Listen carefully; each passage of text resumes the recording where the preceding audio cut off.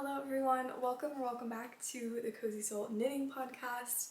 If you're new here, hi, I'm Saoirse and I'm a knitter and this is my knitting podcast. If you're a returning viewer, thank you so much for coming back and hanging out with me again. I'm excited to just sit and catch up with you about my knitting. Hopefully give you something fun to watch while you're knitting.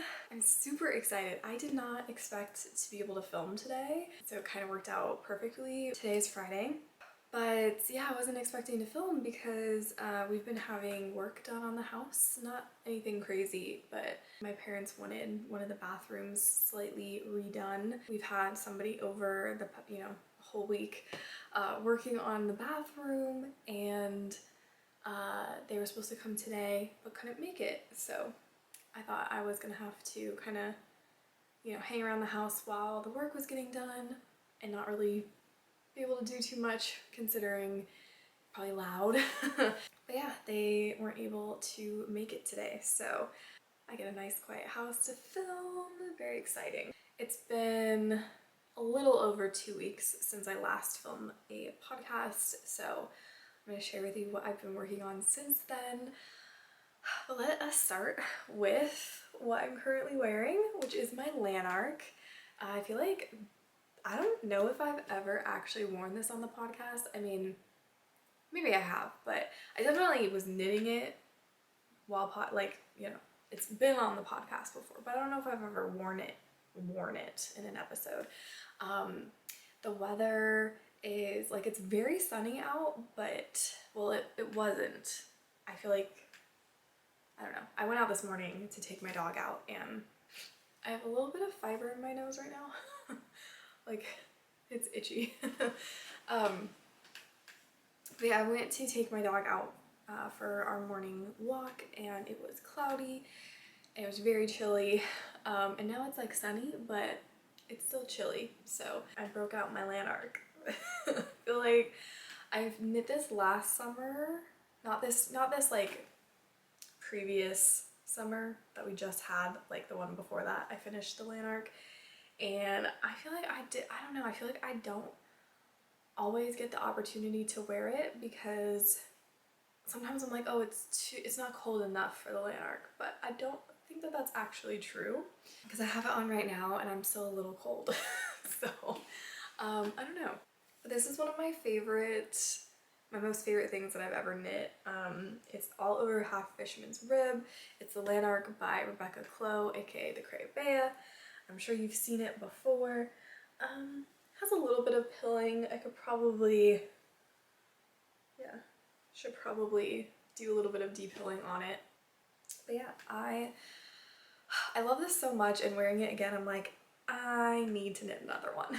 I want another one in maybe a more rustic wool. This I knit with Purl Soho knitting yarn and the colorway was the Lark brown and it's just a merino wool. So, but it's not, I don't know, it's not like the softest merino wool that I've ever felt or anything, but it's, I don't know, like it's a little scratchy, but still soft, if that makes sense. And I could definitely see myself knitting one in a little bit more of a rustic wool to really be like something I wear outside. This could be like my inside Lanark and the other one could be like an outside one. I don't know. But I just really enjoyed knitting on this. It was definitely at the time something that was a little outside my comfort zone. I felt like there were often times where I was like, I don't know if I'm doing this right, but it all worked out. And I feel like I learned a lot from this pattern, and now I feel like I can knit it again with like no issue. So also, has like the zipper and stuff, and I don't know, I love the way that this fits. I don't know, I don't remember what size I made, and I don't know, I feel like it grew a lot after blocking, so I don't really know, but I would try to get this size again. I feel like it's a good amount of positive ease. I can definitely wear stuff underneath it without it like, when you're wearing like a t-shirt underneath a sweater and like the sleeves kind of bunch up and stuff like inside the sleeve of your sweater. I don't have that issue with this, so it's definitely something I can layer, which is nice.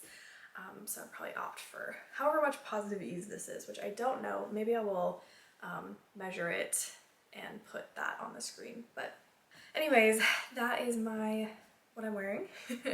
And I'm super excited. Like, just, I don't know, it's chilly in this room right now, which is so weird. It's usually like a little bit warmer because this gets a lot of sun in here, but I'm chilly, I'm cold. Even wearing the Lanark, I'm like, wow. So maybe I'll bundle up in some of my other knits that I have. I have a couple of finished objects. Before I get into the two that I have, I do want to give a little bit of an update. I never sewed the button onto my Kindle sleeve. I don't know why I keep forgetting. So that one should be a finished object, but it's not because I want to show it with the button on. So hopefully next time. But I just wanted to let you know I'm not forgetting about that. I will still show it on the podcast. I still haven't done the button. I have it, I just haven't sewn it on. So my first finished object though, the knitting part was pretty much done. I think, yeah, during my last episode, but it wasn't seamed together because I either had just finished blocking it, like it just dried, or I still needed to block it. I can't remember where it was at, but I have fully finished the Coastland Cowl. This is a pattern by Anniina Knits, and I saw her talking about it on her podcast a while back, I think when she, first started knitting on her sample for it, and I knew I wanted to knit it. So I have seamed it together, and if you couldn't tell, I used it, or I knit it out of the leftovers of my Lanark yarn, so I feel like this is very synchronous. I didn't think about that until I sat down to film, and I was like, oh, I have this finished object and I'm wearing Lanark, so that works out perfectly. I'm realizing right now I still have some ends that I need to, they're woven in, I just haven't cut them, so ignore that, but it's all finished, it's all seamed. So you knit it flat, which you would have seen if you watched my last episode, and then you seam these two sections together here using the mattress stitch, and yeah, it turns into a little cowl. So I'm gonna put this on. Hopefully I don't fully like mess up my hair and stuff, but I feel like this looks a little silly because it's like very matchy. Maybe not the best thing to wear to like show this off. I hope you can see it, but yeah, I don't know, I feel like it's a very nice size, and I'm like, does this look ridiculous? Can I wear this for the rest of the episode? I'm still cold. But yeah, so I'm trying to think what else to say about this, but if you have like, I don't know, how much did I need for this? I needed more than one skein of this yarn. I have a little bit left. So I don't know if this is like, I mean, maybe you could get away with one skein. I don't know. So I think it just depends on like how much you have, but this is I feel like if you have like just enough left over from like a sweater project or something, this is a really good stash busting project. I'm not super sure how much I used just because I was using up from a skein that I had already used some of for the sweater, so and I did weigh it beforehand, but I still need to go back and, because it was on the needles, so I need to go back and like figure out how much the needles weighed and like subtract that. But anyways, so maybe I can, if I do that, I will put it on the screen like how much I used, but you can also just look at the pattern because I'm sure that that's fairly accurate as well. I don't know what else to say about this. I feel like I'm gonna get a lot of use out of it. It just feels like it's something that, I don't know, if like a sweater isn't enough, I can just throw this on and be very like cozy and comfortable, and it's not too tight, like there's a lot of room here, it feels good. So again, this yarn is like a little bit scratchy, but I feel like it's something where if I was wearing it for, after like a few minutes, I feel like it's something where it's like I'm not even gonna feel that anymore. So that's my Coastland cowl, and I'm gonna be knitting the shawl, the Coastland shawl, at some point. I have the yarn for it. So at some point I will knit that, but yeah, this was such a fun knit. I highly recommend it. It was very like engaging, but like not too complicated. So it's like you don't, like you have to pay attention obviously, but like you don't have to pay that much attention. If that makes sense. Let me see, what else do I want to say about this? I knit the smaller size. There's 2 sizes in the pattern, but the instructions are the same. It's just like if you want the larger size, you knit it at a larger gauge. If you want the smaller one, you do a smaller gauge. So I did a smaller one, and there's like a section, a very small section in here where you do a little bit of short row shaping. It's literally like the smallest part. The pattern does say it's optional and you can like skip it and just like aggressively block it into shape, but I did do the short row shaping because it was literally barely any, and it was super fast and quick, so nothing that I thought was like too tedious or anything. Yeah, I don't know, I had a really good time with this and I would definitely knit it again. I could also see it being a good gift knit. I talked about this in the last podcast, so I was kind of considering gift knitting this. I'm not going to be, just because I really like it, and the person I was thinking about giving it to, I just don't know if they would. I think that they would really appreciate it in the sense of like they would appreciate the effort and time that I put into it, but I don't know if they would wear it a ton. Maybe they would, but they might not, and I just know that if I never saw them wear it, or you know, never saw it like in their, like if I went over to their place and like never saw it, like yeah, I just think I would be upset because I just really like it, so I'm keeping it for myself. And you know, I don't know, I don't like the term selfish knitting because like I just think that's kind of a stupid thing to like, I mean, I know people don't mean it that way when they say like, oh, I'm a selfish knitter, like they don't mean it I think in that way. It's just like a term that gets kind of thrown around, but I don't really like it because why wouldn't you mostly knit for yourself? Like like non-knitters aren't always knit-worthy, so why would you knit for someone else when they're not knit-worthy? And not that the person I was thinking of isn't knit-worthy, but I just, because it wasn't something that I like talked to this person about beforehand, I was just like, you know what, there's a possibility it's not their style or something, and I really like it, so I'm gonna keep it for myself. Anyways, I feel like I don't know, I don't want to ramble about gift knitting and the pros and cons and all of that, but anyways, I'm trying to think what should I don't know if there's anything else to say about this pattern. I overall just really liked it. It was a really fun knit, and I think if you've been thinking about knitting it, I would definitely recommend it. I don't think that there's anything else to say about that project, but if you have any questions, let me know. I will answer in the comments. But I'm trying to think. I don't think there's anything else to say other than I really enjoyed it and would recommend.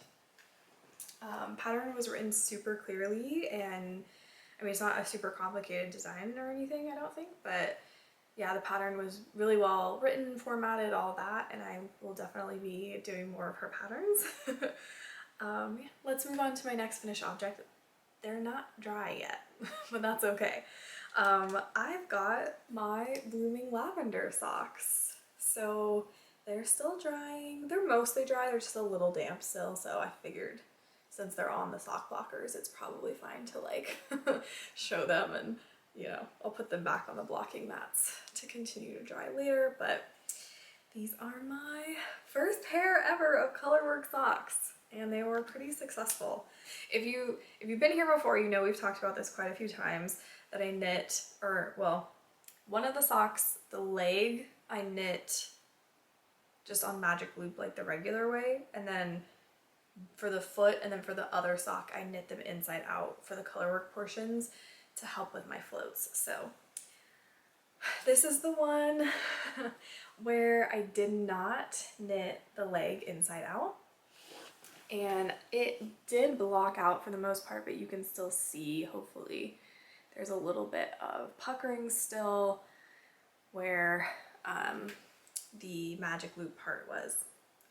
So it didn't quite block out, but I don't think it's gonna be an issue. I did knit size 2, and this is a Stone Knits pattern, by the way, and I have the Charming Colorwork Socks book, so I was using that pattern. I did size 2 just because I was a little nervous about the colorwork being like too tight. I don't think I had any reason to be, but yeah, so they're potentially gonna be a little big, and that's okay. If they're too terribly big, I will probably give them to my mom, but hopefully they'll work out well. And then this is the one where I did it fully, like all of the color work I did inside out. So there's no issues with puckering. Hopefully you can see that. The yarn that I used is all from Knit Picks. The main color is the Stroll Tweed in Earl Grey Heather. The green is the Dill Heather colorway, also a tweed one. And then the purple is just the regular Stroll fingering weight yarn in Duchess Heather. Okay, what else have I not talked about with these? You do an Eye of Partridge heel, and the pattern is a little, there was like a little typo in the pattern where at one point it does say that it's twisted rib, but it's actually not. And so I did full twisted rib for the first one and hated every second of it. And so for this second sock, I just did half twisted rib, but the pattern really actually just calls for a regular rib, but I was a little confused, and I don't know, I was like, let me try something new, and yeah. So besides that one kind of, again, issue, I wouldn't really call it like an error in the pattern. I think it was just like, it was probably copied and pasted from a different pattern, and you know, they forgot to fix it. But aside from that, I thought that this pattern just needed another round of editing. It was just a little odd because when you're knitting the leg, it tells you exactly what to do, and then all of a sudden you get to the foot and it starts leaving out instructions. And I don't know if maybe that was on purpose, like maybe, I don't know, maybe the pattern designer was like, oh, well, by now you know these things, so I don't need to like remind you, but I disagree. If that was the case, I'm like, no, you still need to say when to like change needle sizes and things like that. But for the color work on the foot, so okay, let me back up. So on the leg, okay, you get done with the color work, it tells you to knit a round of just pure stockinette, right? And then you do a decrease round to get back to your original stitch count, which is good, because if you were to immediately do the decrease round right after finishing the color work, you're gonna be decreasing some of the motif, right? Like, because when you do a decrease round, it does the decreases on the round below it.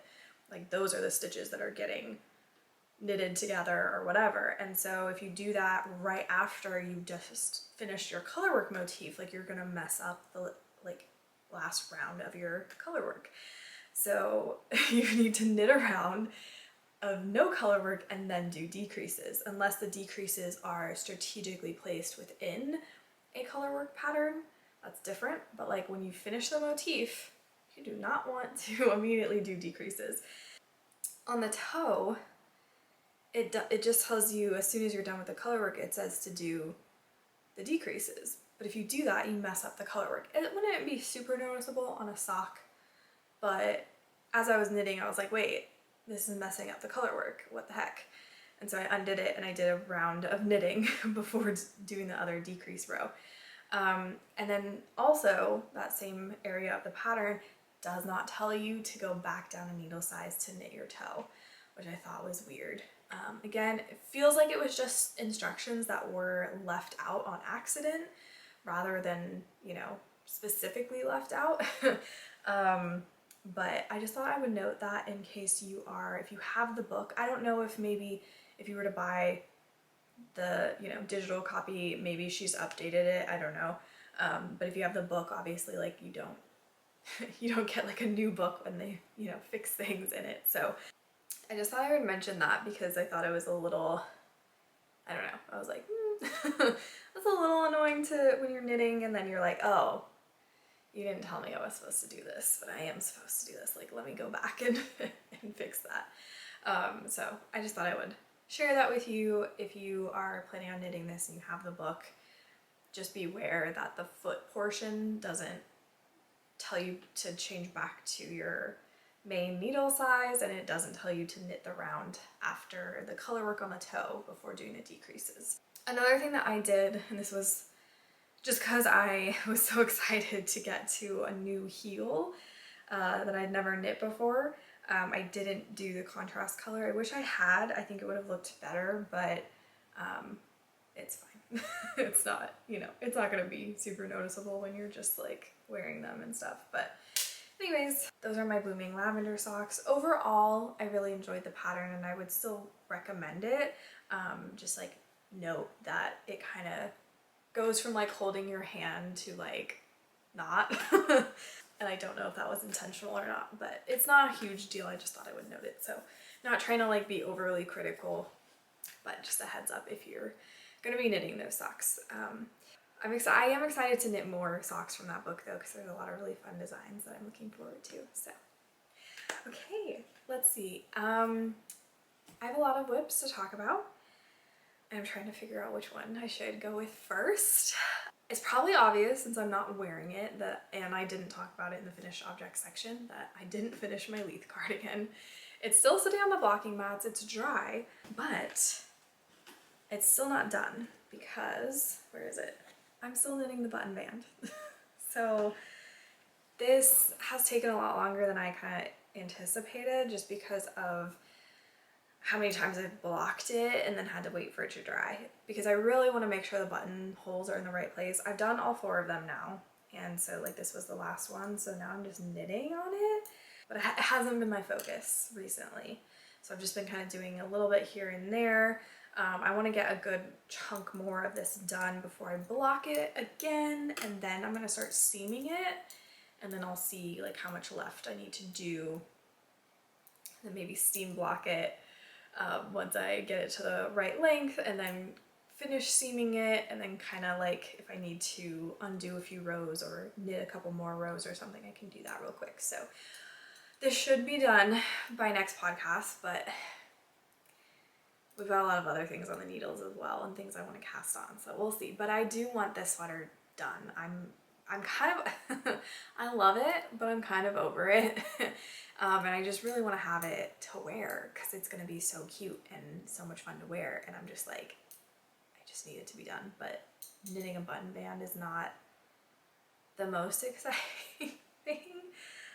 It's not fun, and I've been able to kind of do it while like reading and stuff like that, but I'm just like, there's so many other things I want to be knitting instead. So, but I will get this done. It will get done, and hopefully in my next podcast I'll be able to wear my Leith cardigan. That's the Leith cardigan by the Crabe by Rebecca Clow. And then another whip that I'm gonna speed through because I don't have very much progress on it, but it is a new cast on. I'll talk about it more when I have more to talk about, and it's kind of a yarn, it's kind of a mess. I'm not really sure what happened here. It's also inside out. Let me put it, I mean, you could, it's not going to show you anything. Anyways, I cast on a new pair of colorwork socks. These are the Hey There Pumpkin socks. I'm blanking on the designer name, so it'll be obviously on the screen. But I actually had the yarn for this last year and I caked it up and everything. I was like ready to go, and I just never ended up casting it on. And so I wanted to wait until it was fall time again. And yeah. The yarn is from Moonglow Yarn Co. It is her, I think it's called the Pumpkin Chunkin set, sock set. And it comes with this main yarn right here, and then these 2 really beautiful contrast colors. Very fall. So very, very exciting. I think she is doing a knit along where these socks would totally work for it. So I need to look into that and maybe like enter the knit along, or like join the knit along. Anyways, I don't have a lot to show you. I am knitting these inside out. on magic loop. And oh, what else was there? Oh, also, sorry, this is super random and kind of not really related to these socks, but for some reason I was like, oh, let me try knitting these socks on 9-inch circulars. Like, let me just try it. I always see other people knitting their socks on 9-inch circulars, and maybe now that I'm better at knitting socks, like maybe I can make it work. So I cast on originally this sock I cast on 9-inch circulars, and then I went to like join in the round, and my stitches like didn't stretch out enough to do that, that's when it occurred to me that if I'm knitting the smallest size, which is generally going to be an 8-inch circumference, that I can't use 9-inch circulars because it's too big for an 8-inch circumference. So like, no shit that I've always had an issue in knitting socks on 9-inch circulars and never really like was able to get it to work out very well because they don't fit, right? Like, yeah. So I don't know why it took me that long to like have that click in my head, but then I kind of was like laughing about it because anyways. I'm gonna go through this one pretty quickly as well because I still don't have a ton of progress. I mean, I definitely have worked on it since last podcast, but I don't know if I've had time to do a ton. Yeah, haven't had that much time to work on this. So this is my frame sweater. This is the pattern by Andrea Mowry, and I'm knitting this in, so the color changing yarn is Spin Cycle Dream State, I think, yeah, and the colorway is Dirty Little Secret. And then the other two yarns are Spinster's Daughter Worsted. This color right here is Sunny's, I'm pretty sure, and then I can't remember what the blue shade is. I'm trying to see where the ball bands are. I'm not sure, but it will be in the description. I'm having a lot of fun with this. However, I just haven't had a ton of time to work on it. I put in a progress keeper, I think, after the last podcast, so I really haven't done a ton. But I am getting, I think, let's see, I've started like the second repeat of the motif, but I'm like barely, like I think I'm only like 4 rows in, so yeah, like pretty much a whole another repeat of the pattern to go, and then I will be able to split for sleeves. That is my frame sweater, so I just don't really have a ton to say about it because I'm still just working away at it. It's taken a little bit of a backseat to some of my other projects, so maybe I will have to kind of make it my focus for a few days in the next couple of weeks. So my next whip, I showed you a little bit of this in the last podcast. I had just casted it on. Let me get it untangled here. Let's see if I can show this properly. This is my sunset sweatshirt. This is a pattern by Jessie Made Designs. It's a pretty recent pattern. I think it launched over the summer. And I am using Patton's Classic Wool Worsted in the shade Pumpkin. So, very fall. It's definitely growing on me as I continued to knit this up. And yeah, so this is kind of an interesting construction. It's like drop shoulder, but instead of doing like shaping, I feel like I don't know, I've never seen it done this way before.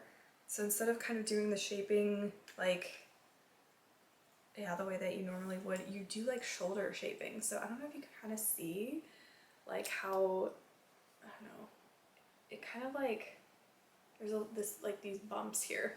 I don't know if you'll be able, can you kind of see that? Like these little sections right here. That's where you do some shaping. I'm hoping to have a block out because it's just a little odd looking. Because like if I kind of hold it like that, like it kind of, I don't know, it's got this weird thing going on here. So I'm hoping that'll block out. It just seems odd, but yeah. So I don't know, I've never done it that way before. So I'm really excited to see how this fits. I have joined the body, so we're joined in the round. The next step that I'm at is doing the bust shaping. So there are horizontal bust darts in this pattern that are optional. I chose to do them, so I did size down, like according to that. I went off my full bust measurement and then size down, so that, and then adding the bust darts in. So that's how I chose my size. Off the top of my head, I'm not sure what size I'm knitting. I will maybe put it on the screen. I think I'm on my second ball too of yarn, and I have a lot of yarn, so no worries about running out. This is worsted weight yarn. I think I said that already, and yeah, it's been fun to knit. It's just a very basic, I mean, aside from the kind of shoulder shaping that, I mean, it wasn't like hard or anything, but different. But besides that, it's just kind of your regular all over stockinette drop shoulder. Having fun with it. I did cast it on to be kind of like my, you know, project where I could read while knitting on it, and it did serve that purpose, except for now I need to do the bust shaping, so I feel like that's something I should pay attention to while I do it. And then once that's done, it'll go back to being my reading knitting. Okay, and then very much having an orange moment. Oh, the best way to share with you all. So this is my, oh, that works. Okay, cool. This is my Faye summer top. I'm knitting it in pure, no, I was gonna say pure silk. That's not what I meant to say. Purl Soho good wool. And the shade is apple, or the colorway is apple cider. This is then my first ball still that I'm working on. And I'll show you the back because I'm done with the back panel. As you can see, there's cables and baubles. We talked, I think, a lot about the baubles last time, so I won't go into those, but I'm having a lot of success. And I'm using the Caitlin Hunter. The way I'm doing my baubles is the way that Caitlin Hunter has like a tutorial. So I'm just following that. It's basically you're just like knitting front and back into the stitch 7 times, and then you like slip those stitches over, you slip like 6 stitches over the last stitch, and then you slip that back to your needle, knit into it, then slip it back again and knit into it again. I'll leave the tutorial linked if that didn't make sense to you, or maybe you know exactly what I'm talking about. I don't know. Another thing to note, I don't know if you'll really be able to tell, but I was noticing on my previous one that I was knitting in the yarn that I don't like, it was the Line Brand Trubu. I was noticing that my yarn overs that were before purl stitches were so much bigger than my other yarn overs, and that was like really annoying me. Again, this pattern has been good in the sense that it is really helping me to like let go a little bit of my perfectionism when it comes to knitting things. Like, it does not need to be perfect, but I did find a solution somewhat to those enlarged yarn overs when you're doing it right before a purl stitch, is to actually do, I think they're called, it's either called like a backwards yarn over or a reversed yarn over, where you basically just don't do the yarn over, but you just leave your working yarn in back, and when you go to purl the next stitch, you just like, you don't bring the yarn forward to purl, you leave it in back, and then that creates a yarn over, but it's kind of like a backwards one. And then when you come across that yarn over in the next row, you actually, how do you do it? You can't knit into it like you normally would. You have to like you have to like knit it through the back loop, if that makes sense. I feel like you probably should watch a tutorial if you're gonna attempt it, because I'm not explaining it well, but it helped me to have slightly more uniform yarn overs. I mean, it's not obviously like perfect, but that's not why we knit. We're not knitting to be perfect knitters. We knit because we love it. So anyways, so I finished both the left front panel and the right front panel. As I was knitting the right front panel, okay, Sorry, I feel I have to keep coughing because I think there's a lot of fiber coming off of this and the previous project and the Lanark. There's like so much wool.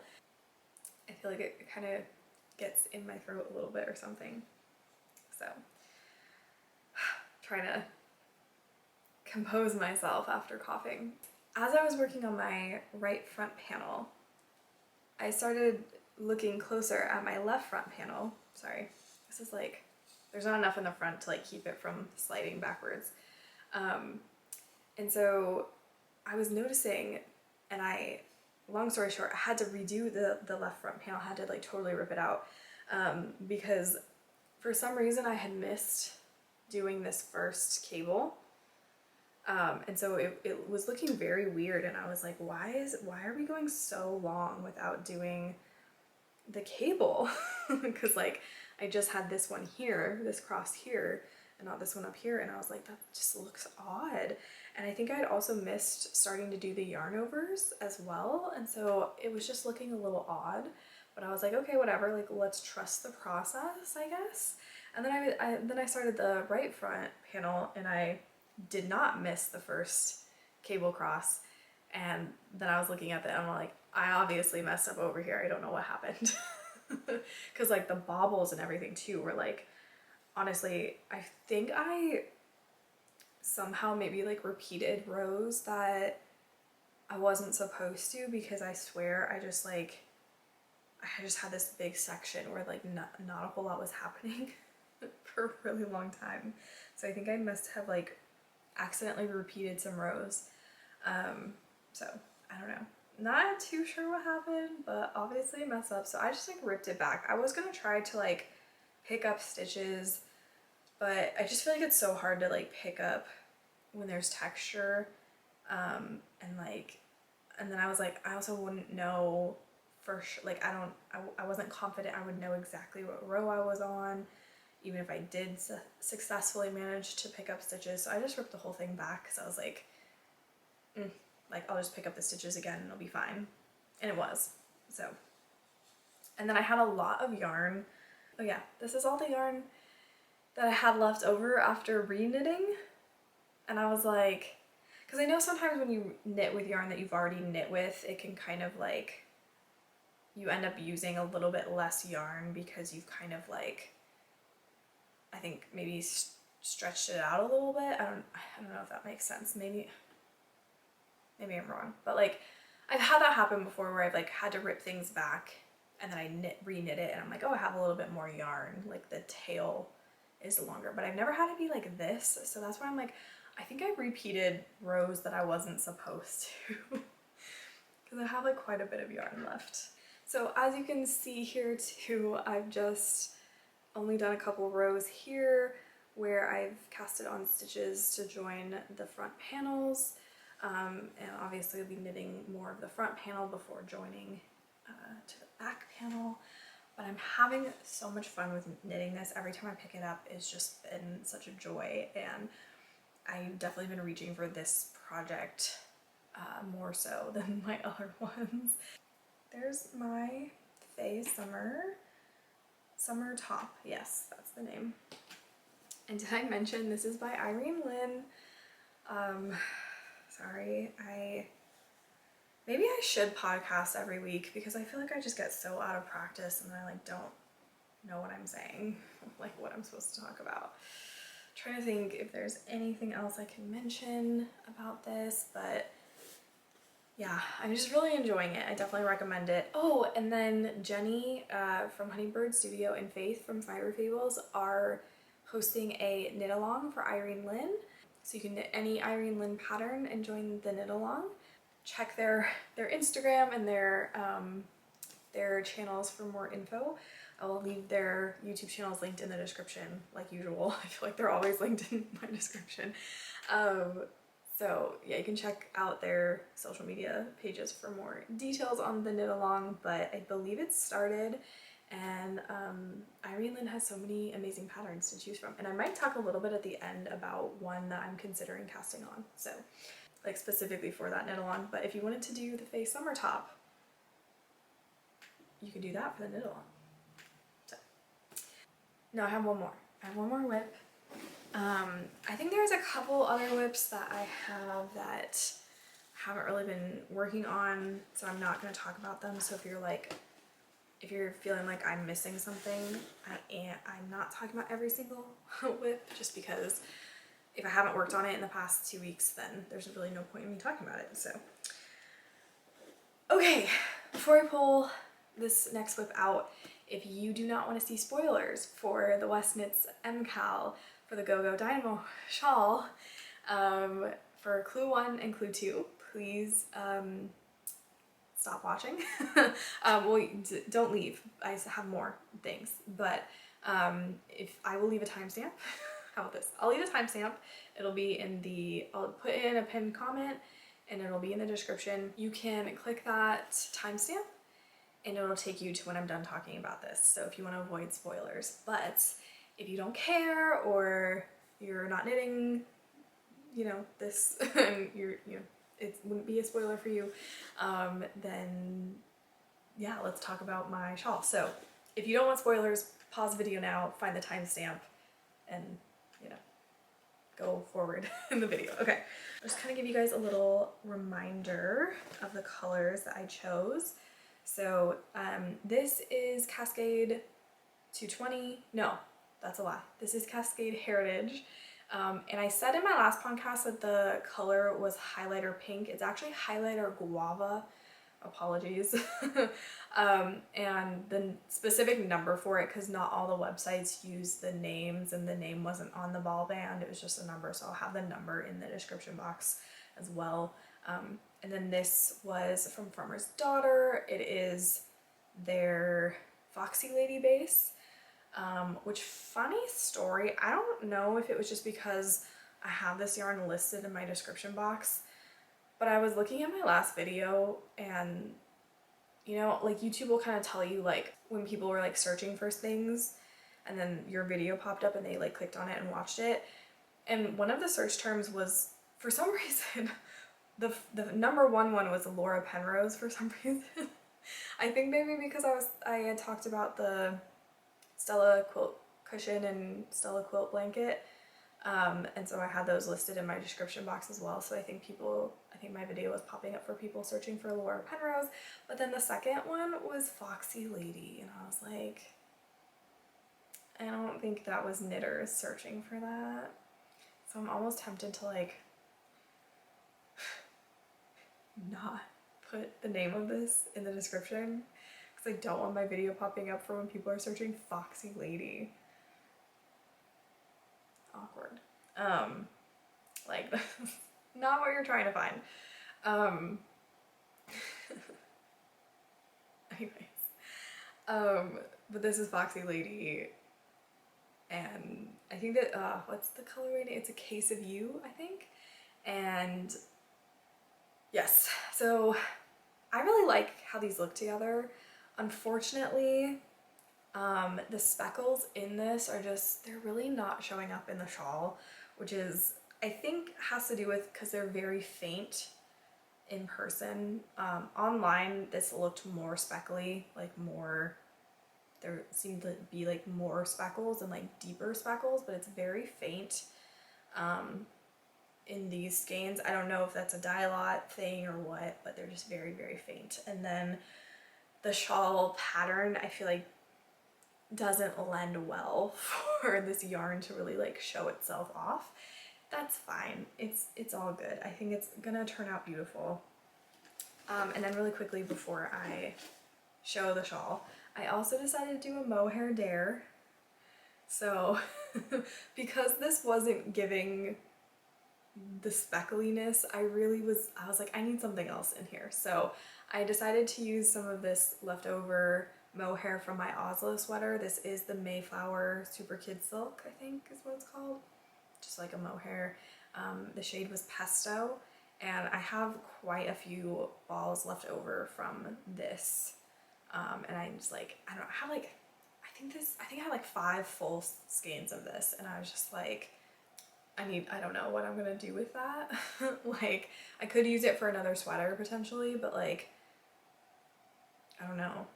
I don't know if I want to, so I was just like, this will be a fun way to use up a little bit of the yarn.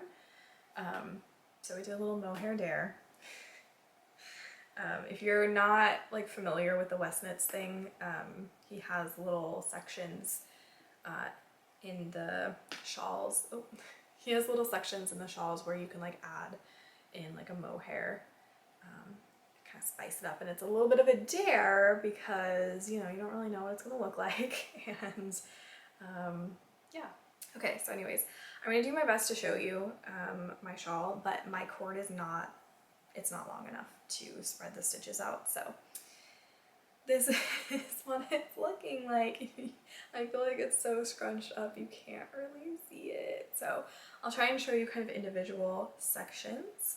I'll try and talk about the shawl without giving like too much away about the construction. But this section here, if you can see, there's kind of like a semicircle with like these garter ridges.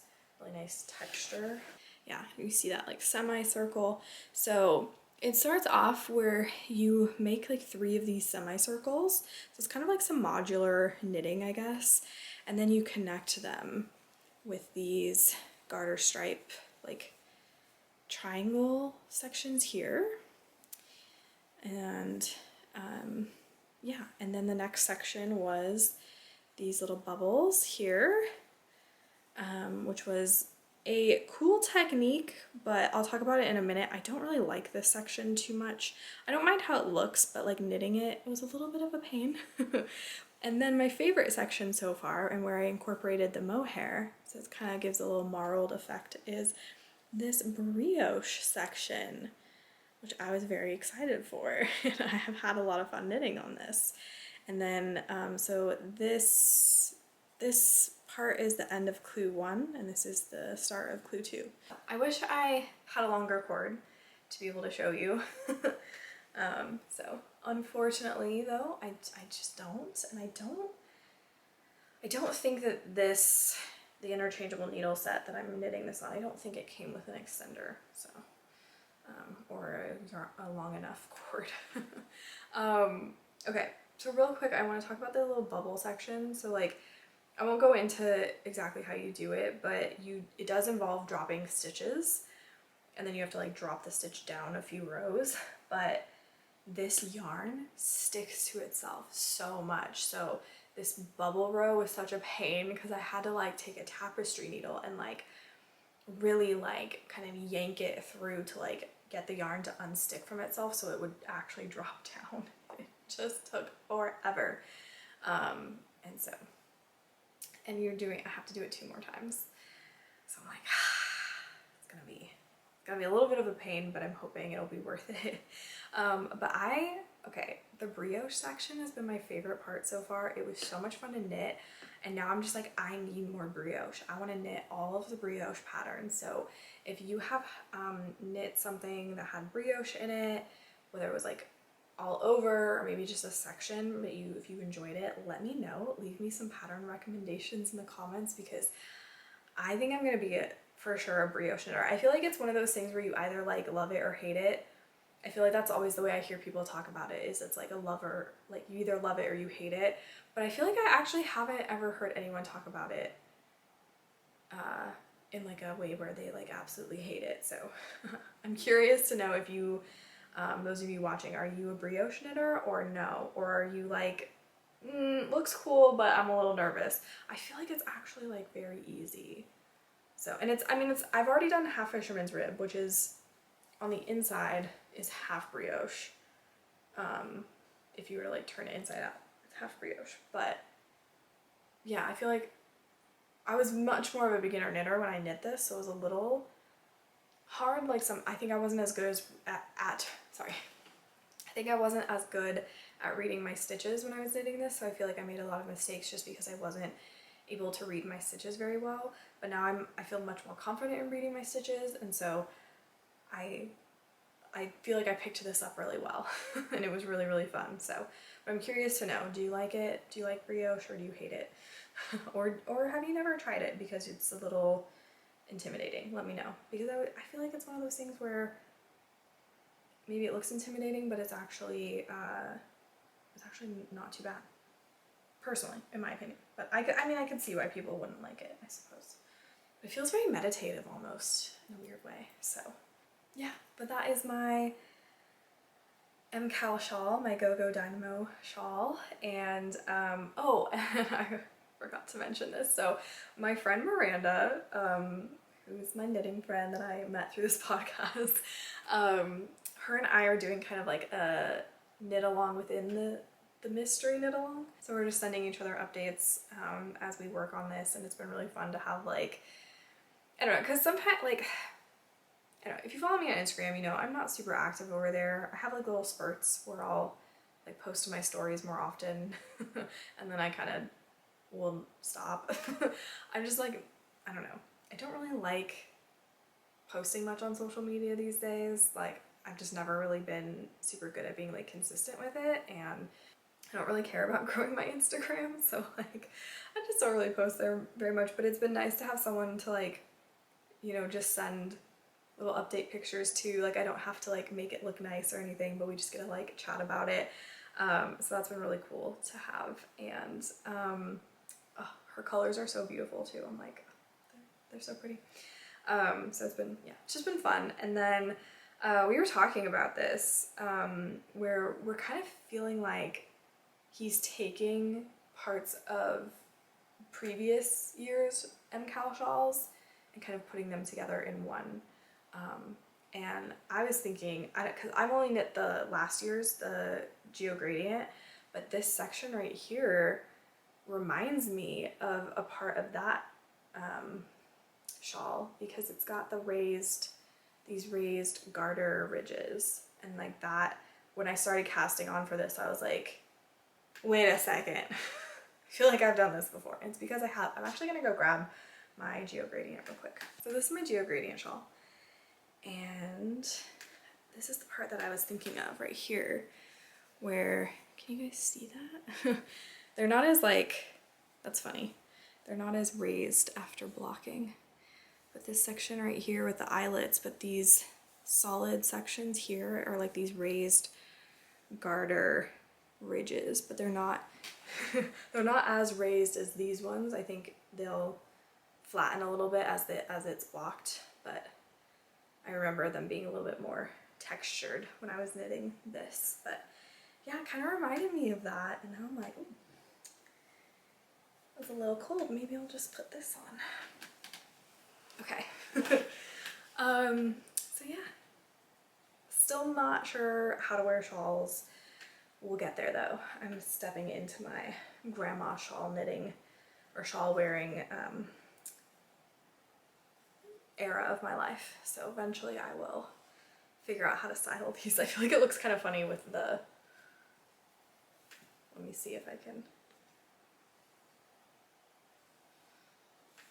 I feel like that made it worse. I'm just gonna take this off. I'll keep it on my lap for warmth. Okay. I'm acting like it's freezing out, but it's not. I'm not as warm as I thought I would be and sitting in front of the ring light. And okay. I'm rambling. I don't know if there's anything else to say. Oh, okay, there is more. So what I've been trying to do with this year's Cowl is basically we'll see how long this lasts for, but when the clues come out, that first day that the clue is out, I'm like solely focused on knitting this. Like, this is this is my project for that day, and then also as many days as it takes to complete the clue.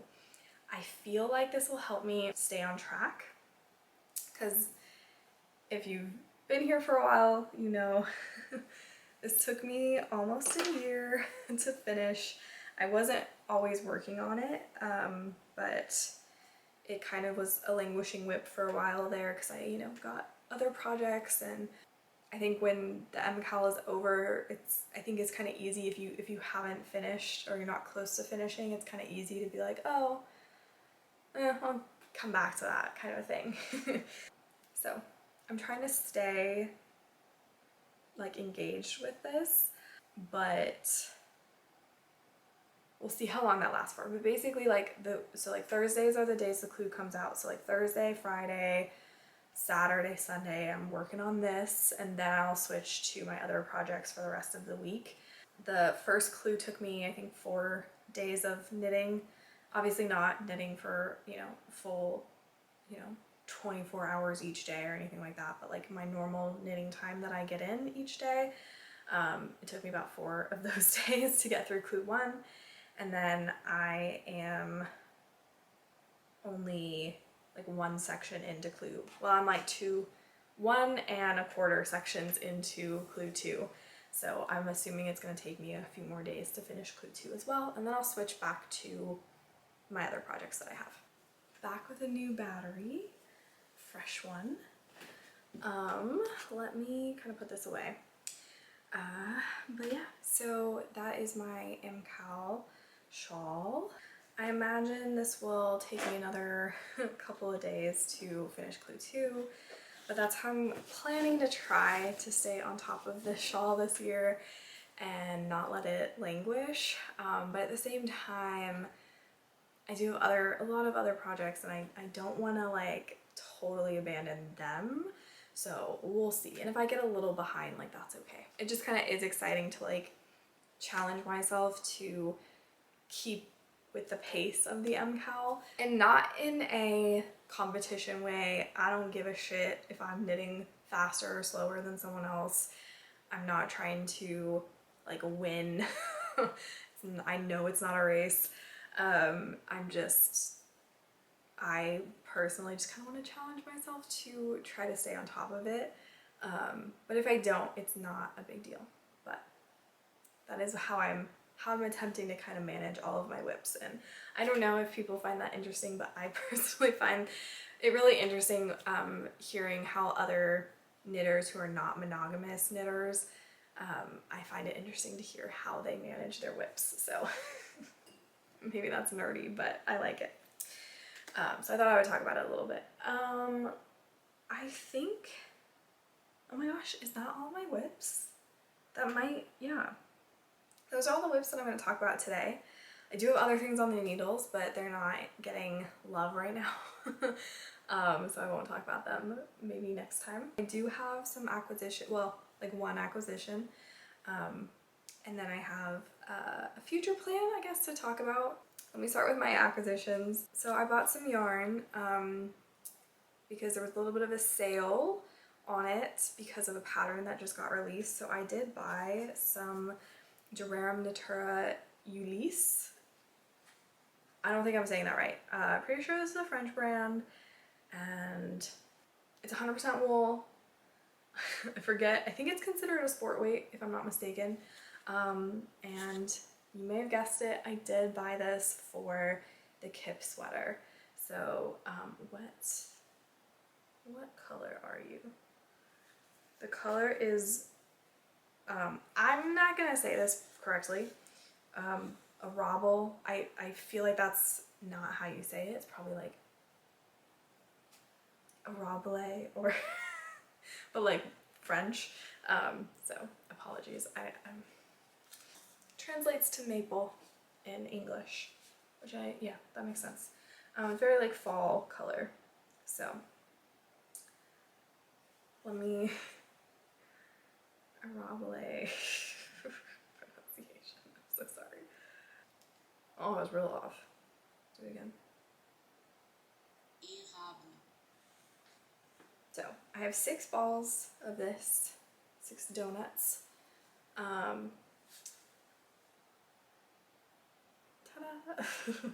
These are gonna fall for sure. I was like, let me see how much I can stack them. But I have 6 of these.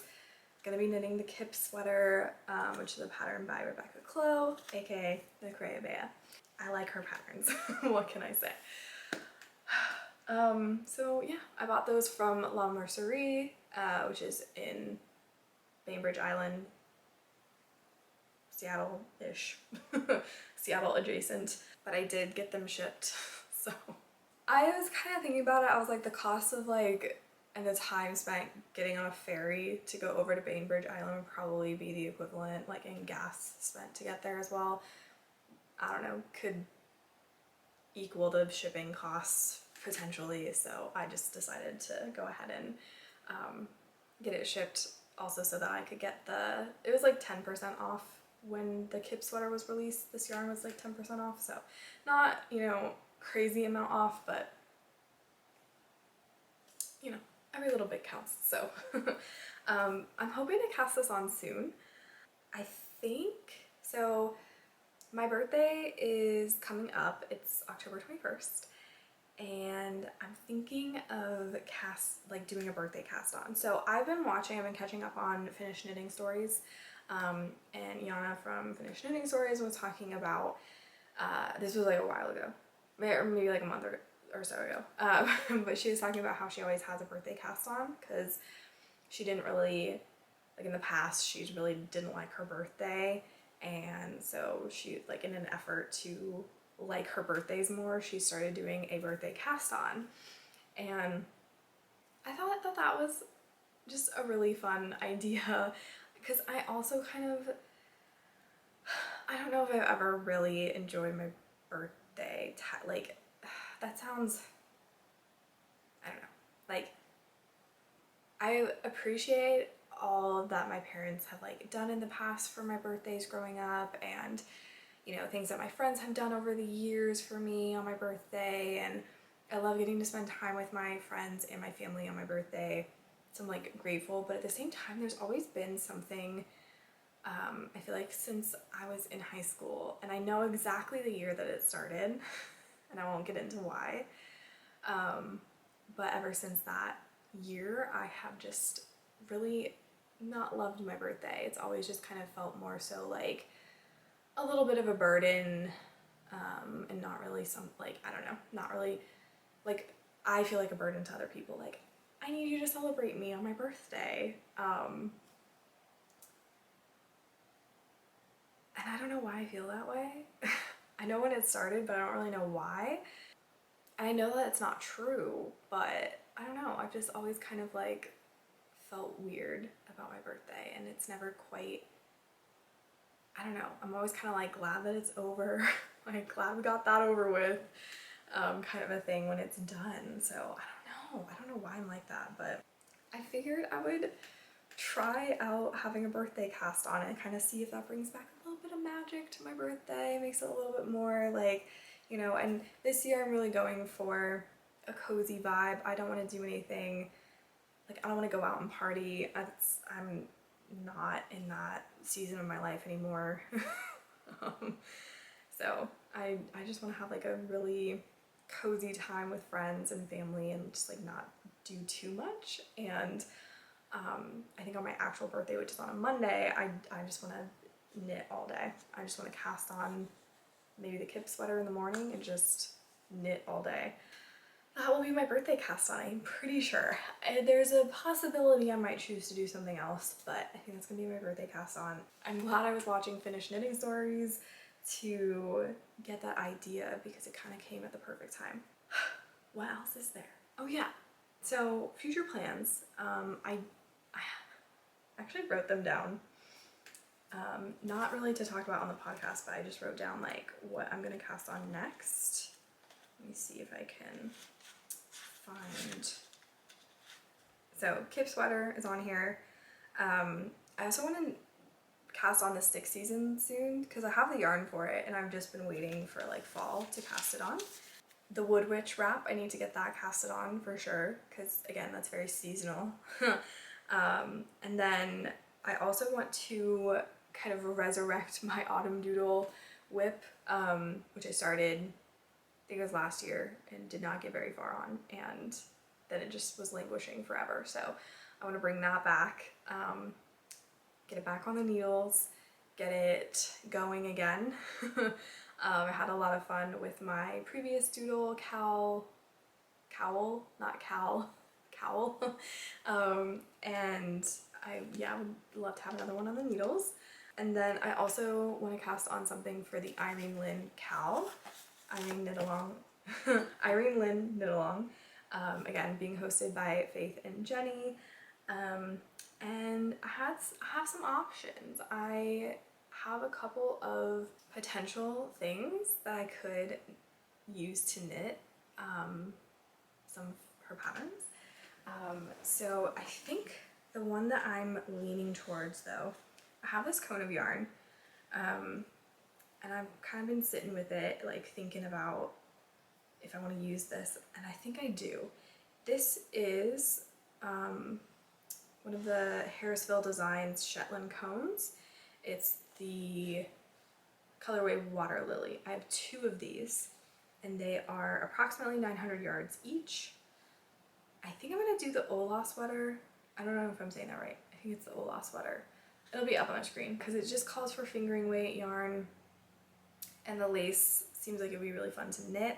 I'm pretty sure Jenny has knit one. I think I remember seeing her show it in one of her videos where she was talking about Irene Lynn patterns that she's knit, and it just looked so beautiful. I love the lace sections on it, so I think that's what I'm going to be casting on for the Irene Lynn knit along, because I'm doing the Faye summer top as like a mini knit along with Jenny and Faith, and so I feel like that's not, like, I need to cast on another one. I can't enter that one into this one. I mean, I don't know if they would care, but I want to do like another one. So yes, this will potentially be the Ola sweater. I think that's the one I want to do. I was also considering like is it the Lyra tee maybe? And then there was another, I also feel like I have yarn to do the Afra sweater, but I just don't know if I want to do that right now. And I don't know if the yarn that I have for it, I don't know if that is the yarn that I want to do. But I think I'm pretty set on using this for the Ola sweater. I think that's all I have though for today. So yeah, other than that, I mean, a little life chat, I guess. Birthday's coming up, gonna do birthday cast on. Yeah, we've been having some work done on the house, like nothing crazy, but it's just, you know, it's been noisy during the day and haven't had time to. Today was like the only day it ended up working out where they weren't coming over to work on the bathroom, so I was able to film.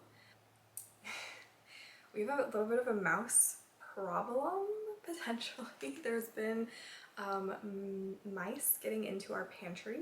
So we were noticing a lot of our food was getting holes in the packaging and then looked suspiciously like something had been, like we had a loaf of bread that we had to throw out because there was a hole, and then there was just this section where it looked like something had been eating it.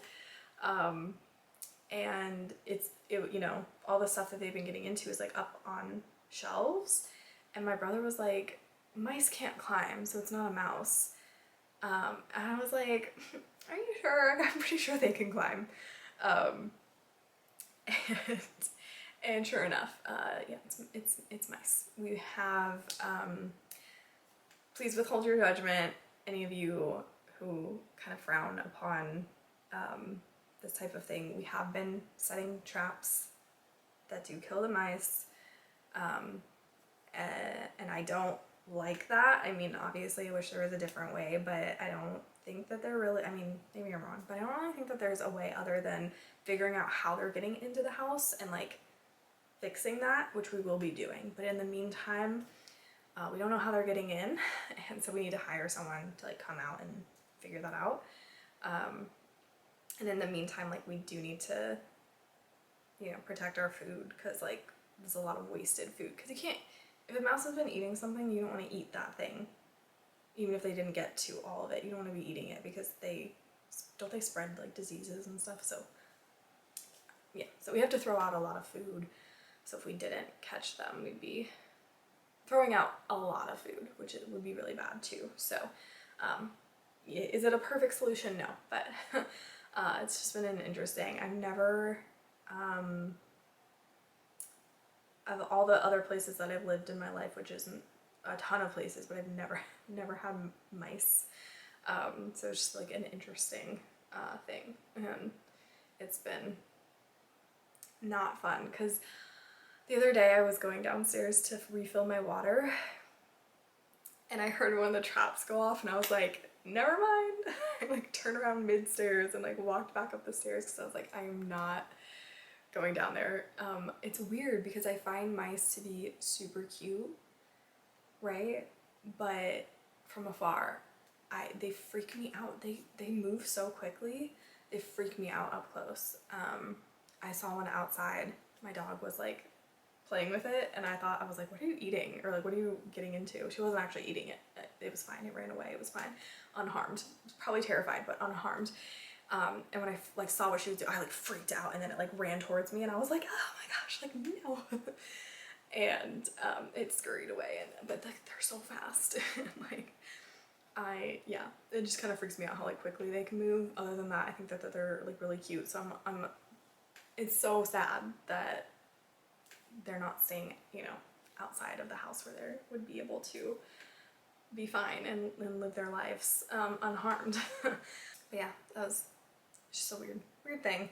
And yeah, I don't know if we're just gonna try and figure out how they're getting into the house, and then obviously fix that whatever hole or like way that they're getting in, or we'll fix it so they can't get in, and then we won't have to set traps and they'll be fine, right? They'll live. So anyways, it's kind of a random thing, but I felt like I needed to share.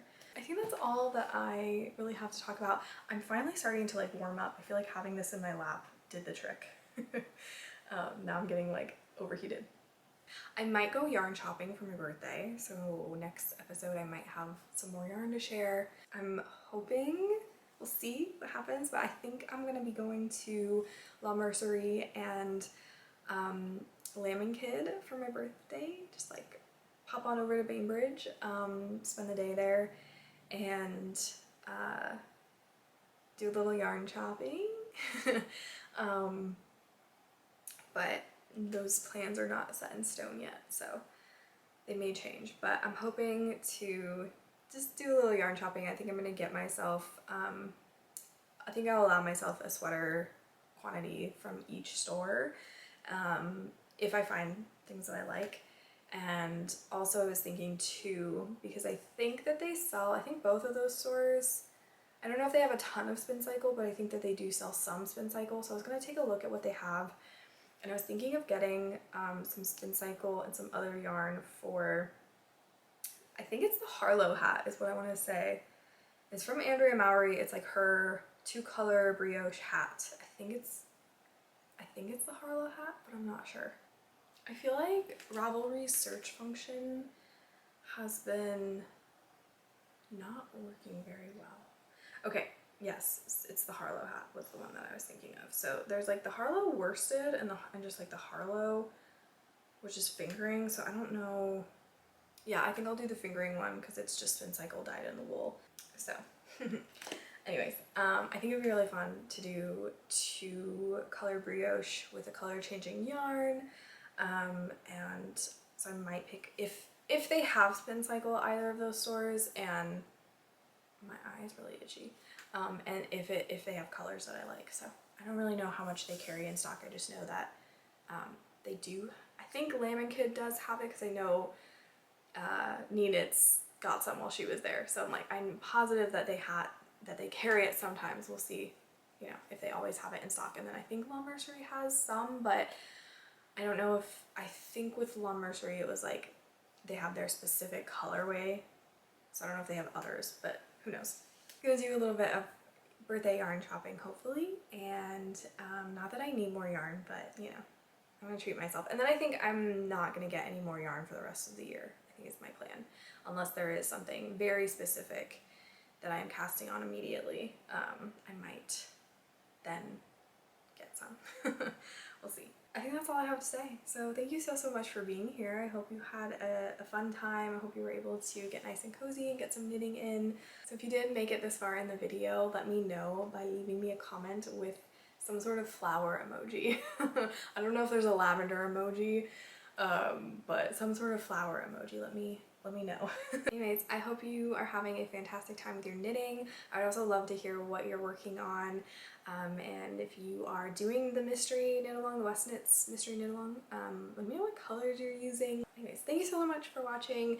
If you did enjoy the podcast, make sure to give it a thumbs up, and also if you are not already subscribed, Make sure to hit that subscribe button before you go if you're enjoying the podcast, and I'll be back in approximately 2 weeks with another episode. So, oh, and it's episode 25, and I totally forgot to like say that, and I feel like it's like a milestone, and I totally just like skipped it. Whatever, that's fine. Anyway, have an amazing rest of your day. Hope you get lots of knitting in, and I will see you in my next podcast episode. Bye! Alright, this is a song that I wrote about falling too fast, but I wouldn't know anything about that. I don't wanna lose my grounding, so you catch me not responding, and I press my lips together so you don't find any answer.